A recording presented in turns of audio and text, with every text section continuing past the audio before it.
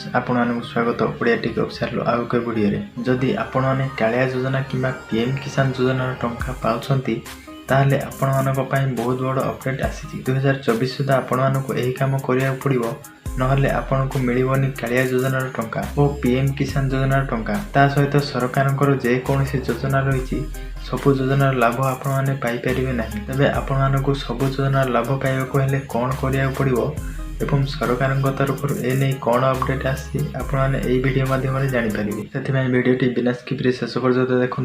वीडियोटी भल लगे लाइक टे देदेवे चैनल को नुआ आसते चैनल को सब्सक्राइब कर ऑल नोटिफिकेशन कर दिंतु आपने समस्ते जानी केंद्र सरकार तरफ आधार कार्ड को लेकिन बहुत बड़ गोटे परिवर्तन आनी कि यूआईडीआई तरफ कहुला 10 वर्ष भितर जो मानकर आधार कार्ड रही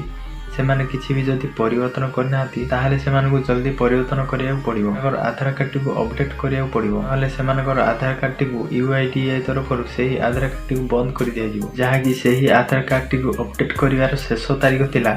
14 डिसेंबर 2023 एबे किंतु यूआईडीआई तरफ से आधार कार्ड को अपडेट करिवार समय सीमा को वृद्धि करा जायछि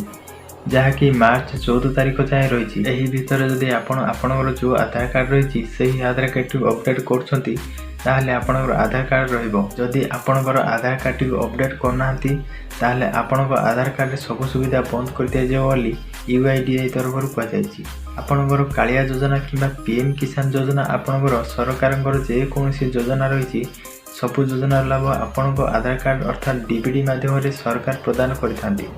तेबे आपण को आधार कार्ड रही से आधार कार्ड टी मार्च 14 तारीख सुधा अपडेट कर दिंतु आपण एड्रेस किंबा ना किंबा आपण मोबाइल नंबर रही किंबा आपण फोटो जे कोनसी गोटे जिनस आपण अपडेट कर दिंतु ना आपण गोटे जिनिस अपडेट कर देले आपण कालिया योजना किंबा पीएम किसान योजना किंबा सरकार जे कोनसी योजना रही सबु योजनार लाभ आपण आधार कार्ड रे आपण पाई परिबे।